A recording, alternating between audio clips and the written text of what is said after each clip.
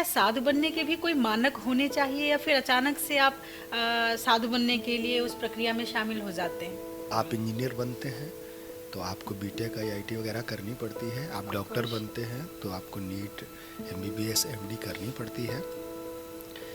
ये संस्थानों की बात है, लेकिन सोशल मीडिया पर आपको कुछ नहीं करना पड़ता है। हर्षा जी, जब नागा बाबाओं की जो उनकी जो यात्रा निकलती है, उसमें मुख्य जो उनकी सवारी थी, उस पर मुख्य वाहन पर बैठी हुई थी। तो ये सोशल मीडिया पर तो कुछ भी हो सकता है, इसके लिए मानक की कोई जरूरत नहीं है। ये दुनिया जब तक है ये सब उपक्रम चलते रहते हैं। तो हर्षा रिछारिया जो है, आप सोचो कि कल तक वो रील बनाती थी। कुंभ का जो प्रादुर्भाव हुआ है वो क्या हुआ है? देवता भी थे, दैत्य भी थे। समुद्र मंथन हुआ, समुद्र मंथन में जो अमृत निकला, देवताओं को चाहिए था, मुझे राक्षस कह रहे थे कि मुझे।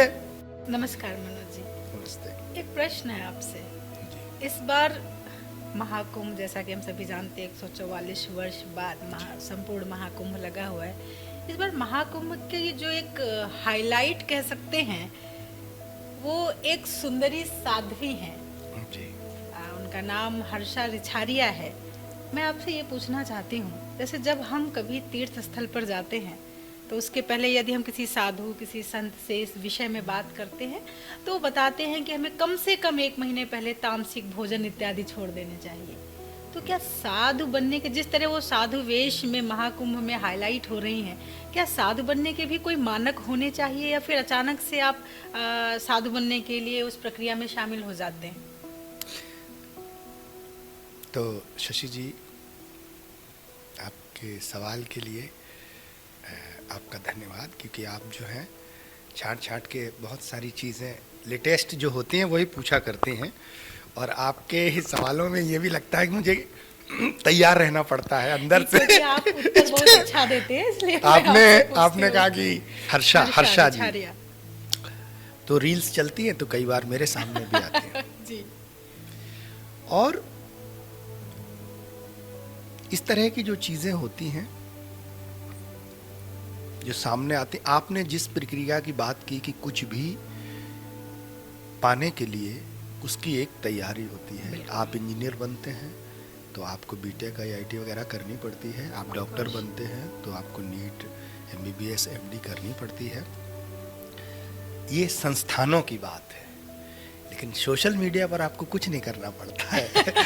आप डांसर बनते हैं तो आपको डांस सीखना पड़ता है, लेकिन यहाँ कोई भी चल रहा है, यहाँ कोई भी दवाई बांट रहा है। मैं जो पूछना चाहती थी आप उस धरातल में पहुंच चुके हैं। अब आप उत्तर सही देंगे। तो यहाँ पर कोई भी, तो यहाँ पर कुछ भी चलता है, कुछ भी चलता है। तो यहाँ ये तो भूल ही जाइए कि कोई भी चीज मानक से होगी, वो स्टेप बाय स्टेप होगी। यहाँ कोई स्टेप, यहाँ तो हर आदमी इस उम्मीद में नाच रहा है कि कब कौन वायरल हो जाए, कब वो दूसरे की देख रहा है। फलानी संचिता बसु, उसकी एक अभी डिज्नी हॉटस्टार पर मूवी आ गई, तो वो छत पर खड़े होकर रील बनाया करती थी, आज वो एक स्टार हो गई है।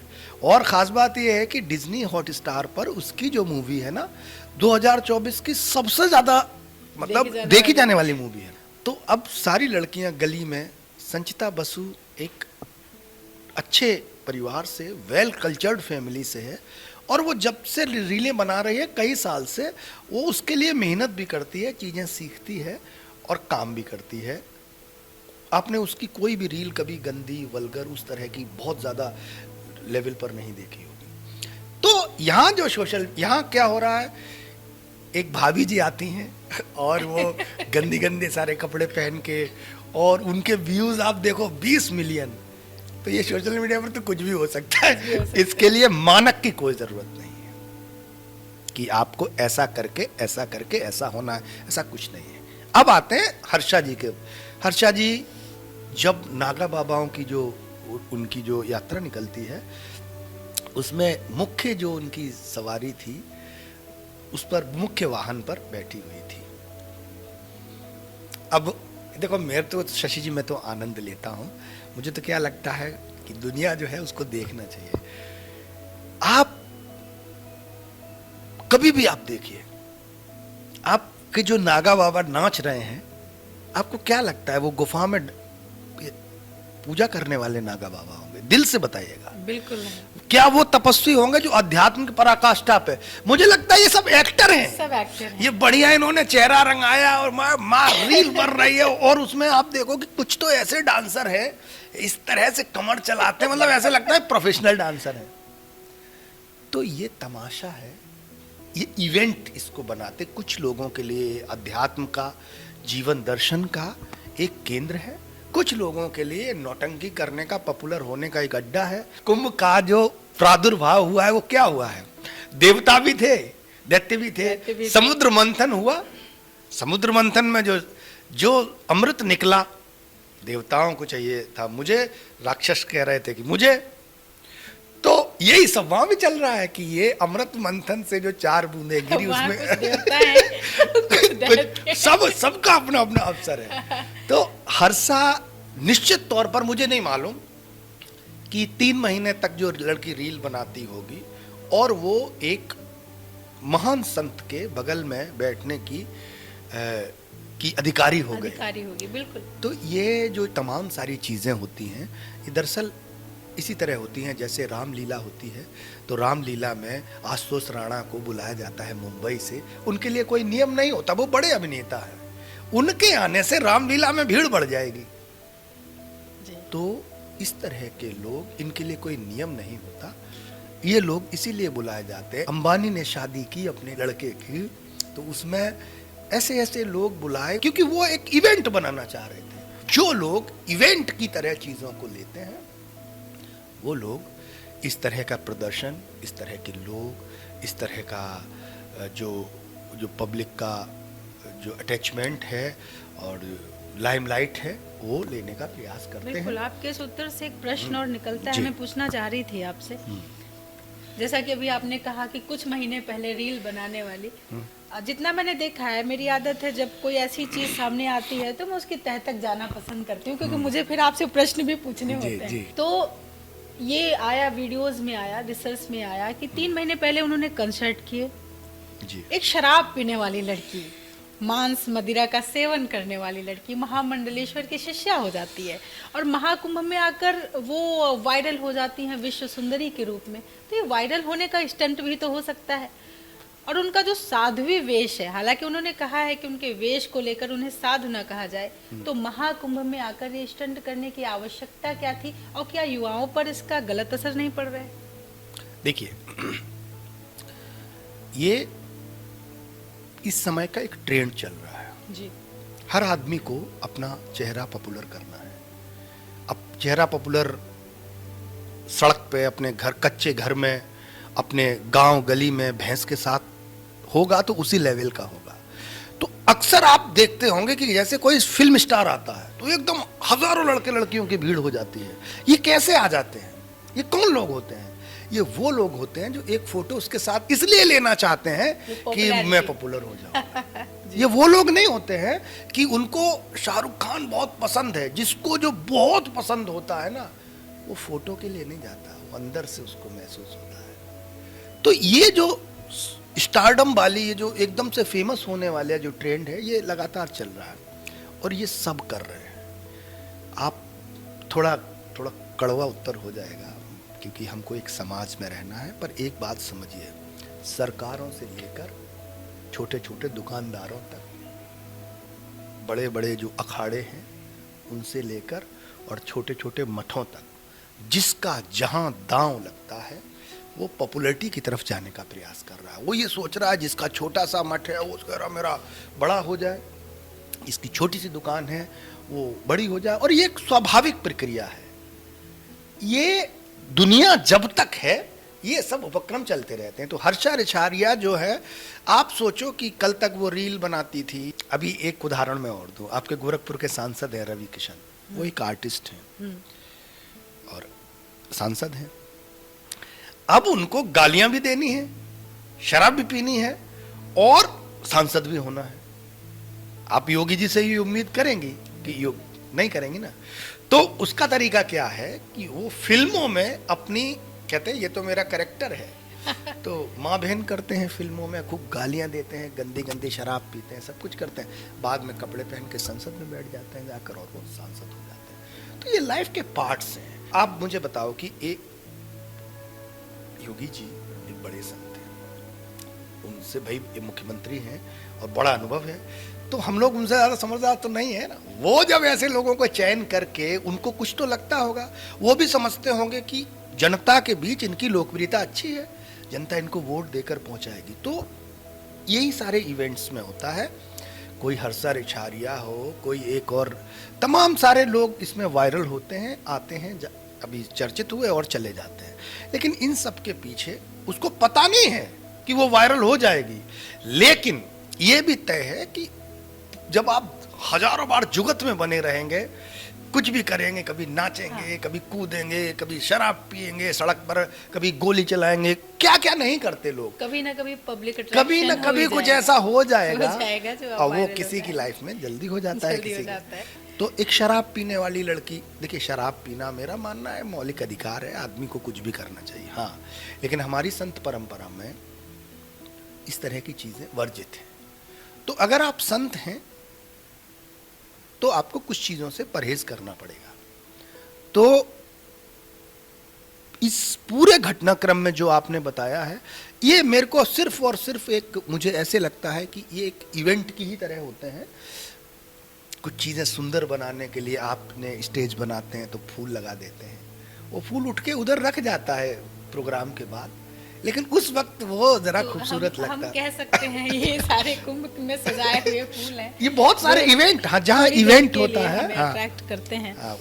और जैसे कि महाकुंभ है, सबको पता है कि अमृत स्नान होता है वहाँ पर, किंतु ये जो यूट्यूबर्स का वहाँ पर जमावड़ा लगा है ना, तो इनका ज्यादातर केंद्र बिंदु या तो हर्षा जी हो जाती हैं, या फिर एक लड़की बहुत वायरल हो रही है इंदौर की मोनालिसा, अच्छा। उसकी आंखें हो जाया करती हैं। तो क्या कुंभ का जो वास्तविक संदेश है, जिसके लिए हमारी सरकार ने इतनी कोशिशें की हैं, योगी जी ने इतने बड़े बड़े टास्क लिए हैं, क्या वो छिपता नजर नहीं आ रहा है?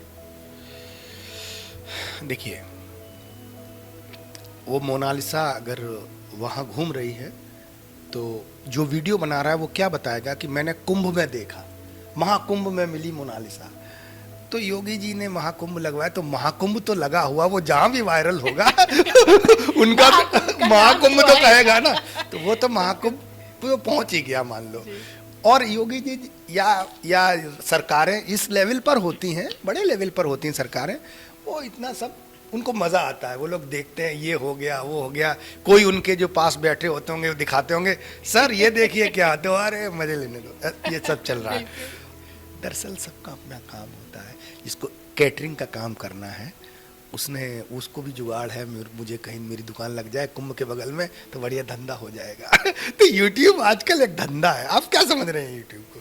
यूट्यूब पर कोई ज्ञान और वो सब देने थोड़े यार, एक बिजनेस है। यूट्यूबर्स के पास बड़ी बड़ी गाड़ियां आ रही हैं, यूट्यूब पर वेब सीरीज बन रही है, तो सब दौड़ रहे हैं इसमें, हर घर में एक आध यूट्यूबर तो और मोनालिसा जिनको आप बता रहे हैं, ये हर दिन के नए चेहरे हैं। ये इतने दिन में मैं ये समझ गया कि यहाँ किसी को बहुत गंभीरता से नहीं लेना, जब तक यूट्यूबर को उससे खाना मिल रहा है वो ढूंढ रहे हैं। इसमें न कोई बनता है, अभी डोली चाय वाला एक आता है, क्या स्टाइलिश, उस बंदे को मैं देखता हूँ तो कहीं ना कहीं मुझे लगता है यार उसमें टैलेंट तो है। चाय की टपरी पर जिस स्टाइल से वो चाय बनाता है और उसको वो मेंटेन रखे हुए है, ये भी तो बात है ना। अब क्या होगा कि कोई दूसरा तैयारी कर रहा होगा इसी तरह की, वैसा ही बनने के लिए। हमारे एक डॉक्टर है मनोज जी, उनकी बड़ी अच्छी एक बात लगती है, वो मुझसे कहते हैं कि इस दुनिया में ना सब अपना अपना डांस कर रहे हैं और ये भीड़ हमेशा से नाच देखने वाली रही है, इसमें कुछ परिवर्तन नहीं होता। जब देश की आबादी 10 करोड़ थी तब भी उसमें तब भी कुछ लोग थे जो मंच पर होते थे, बाकी भीड़ होती थी। अब देश की आबादी 140 करोड़ के आसपास पहुंच गई, अब भी लोगों की संख्या बढ़ गई, पर भीड़ जो है ना वो वैसी की वैसी है। चेहरे बदलते रहते हैं, युग बदलता रहता है, भीड़ ज्यों की त्यों रहती है। राजा जो होता है, जिसके अंदर राजा है वो राज करता है, बाकी सब भीड़ होती है, प्रजा होती है। तो ये सारी ये जो यूट्यूबर्स भर भर के जा रहे हैं, ये सब अपना काम कर रहे हैं, सबको सब एक तलाश में है। कभी सोचना इस धरती पर कितने लोग फेमस होते रहे होंगे, लेकिन जिंदा वही रहता है जो रियल में त्याग करता है। राम इसलिए जीवित हैं, राम इसलिए भगवान हैं क्योंकि 14 साल वन में रहकर, उस समय भी अगर सोशल मीडिया होती तो एक ही दिन में राम वायरल हो जाते और फिर यूट्यूबर भाग जाते रावण की तरफ, फिर रावण को वायरल करते ऐसे करते ना। तो ये लोग कभी अमर नहीं, अमरता जो है हमेशा बहुत समय लेती है, त्याग करना पड़ता है, चीजों को समझना पड़ता है कि जीवन जो है किस फॉर्मेट में चल रहा है, कैसे क्या होगा। तभी आप किसी को ज्ञान दे पाएंगे जब आपको खुद का अनुभव होगा। बाकी ये क्षणिक जो घटनाएं होती हैं ये सिर्फ आनंद लेने के लिए हैं, इसमें कुछ भी स्थायी नहीं है।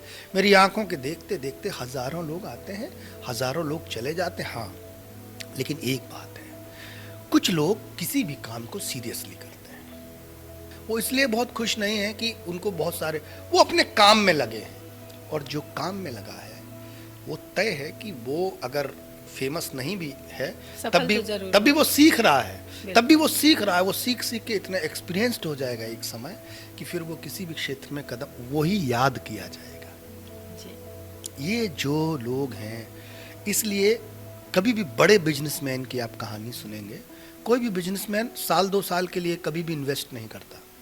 हर बिजनेसमैन का कम से कम 5, 10, 15 ईयर्स तक का प्लान होता है कि 5 साल बाद ये चीज़ मुझे ग्रो करेगी, मुझे अर्निंग देगी, 10 साल बाद मुझे अर्निंग देगी। वो लोग काम कर पाते हैं। बाकी जो ऐसे लोग हैं, क्योंकि सरल छोटा करना हर कोई कर लेगा। अभी आपको सड़क पर नाचना है, आपने बढ़िया डांस किया, आपका वीडियो वायरल हुआ तो 10,000 लड़कियां निकल आएंगी घर से, आपसे भी हैवी वाला डांस, आपसे भी मतलब ज़्यादा बढ़िया करने के लिए। तो क्यों करते हैं ये लोग? जहाँ कुछ लगना नहीं है वहाँ कंपटीशन बहुत है। लेकिन आप सोचो कि आप अंबानी की तरह चीज़ें बनाएंगे या किसी भी बड़े संस्थान टाटा समूह की तरफ, तो वो चीज़ें बहुत लंबे समय से बनती हैं और लंबे समय तक जिंदा रहती हैं। हम जब बच्चे थे तो हमारे बाबा कहा करते थे, तुम का टाटा बिरला हो गए हो। उस समय भी टाटा का नाम था, आज भी टाटा का नाम है। हमारे बच्चे अंबानी का नाम लेंगे, क्यों? लंबी यात्रा है, बिल्कुल। क्षणिक चीज़ें, ये आते हैं जाते हैं, इनको मजे की तरह लिया करो, खुश रहा करो। फिलहाल हम लोग इस डिस्कशन पे पहुंचे हैं कि वो हर्षा रिछारिया हो, मोनालिसा हो, या फिर जो बने हुए बाबाओं के कर्तव्य हैं, वो मुंह से आग निकालते हैं, कुछ भी करते हैं, इन सब चीजों को इतर रखकर मजे लो और आप कुंभ की शुभकामनाएं देते हैं सभी को। मजे लो, इसको देखो, आपको मुंह से आग निकालना अच्छा लगता है, देख लो, खुश हो जाओ। अरे वाह! मैंने एक वीडियो एक बाबा जी के साथ बना दिया। एक दिन मैं ऐसे ही टहलने गया, एक बाबा जी मिल गए, बातचीत होने लगी, बातें इंटरेस्टिंग थी। मैंने वीडियो, आज तक मेरे फोन पर रात में 2 बजे फोन आता, कल ही एक लड़की का फोन आया, महाराज जी बोल रहे हैं। हमने कहा जी बताओ। बोले मैं राजस्थान से बोल रही हूँ, मेरा बॉयफ्रेंड मेरा फोन नहीं उठा रहा 1 हफ्ते से। आप कुछ बताइए ना जगह। तो लोग इस तलाश में हैं कि कुछ चमत्कार हो जाए। कुछ लोग इतने होशियार हो गए हैं कि उन्होंने ऐसा बिजनेस बना लिया कि हाँ हम चमत्कार करते हैं, हम ठीक कर देंगे। दोनों का काम चल रहा है। जो तलाश में है वो हमेशा तलाश में रहेगा, और जिसको जिंदगी को जीना है, समझना है, वो उन्हीं तलाश करने वालों से अपनी 4 पीढ़ियों की 2 पीढ़ियों की व्यवस्था बनाएगा, मौज करेगा। मौज करने वाला मौज करता है और खपने वाला हमेशा खपता है। इसलिए जिंदगी को आनंद लो। हम जो कह सकते हैं अपनी बात अपने मन की कहते रहेंगे। अच्छी बात, बुरी बात, जो भी हमको अच्छी लगेगी, जो भी हमारी समझ में आएगी, हम कहते रहेंगे। लेकिन दुनिया का क्रम दोस्त यही है, यही क्रम है, यही चलता आया। मैं 2000 साल पहले की भी कोई किताब पढ़ता हूं ना, तब भी यही होता है, तब भी इसी तरह की घटनाएं उसमें होते। अलाउद्दीन खिलजी के टाइम की एक मुझे पन्ना मिला, उसमें भी यही लिखा, लोग मर रहे हैं, अत्याचार इतना है, लोग लूट रहे हैं। अंग्रेजों के समय आप पढ़ो तब भी यही है। किसी भी के काल में आप पढ़ोगे इस तरह की चीजें हमेशा से महंगाई रही है, हमेशा से राजा लोग मौज करते हाँ, रहे हैं, हमेशा है ना। शोषण कुल मिला के ये मानो इस समय का टाइम सबसे अच्छा सबसे समय अच्छा है ना। समय है, सबसे बढ़िया, अच्छा कम से कम हम लोग बात कर पा रहे हैं। बिल्कुल।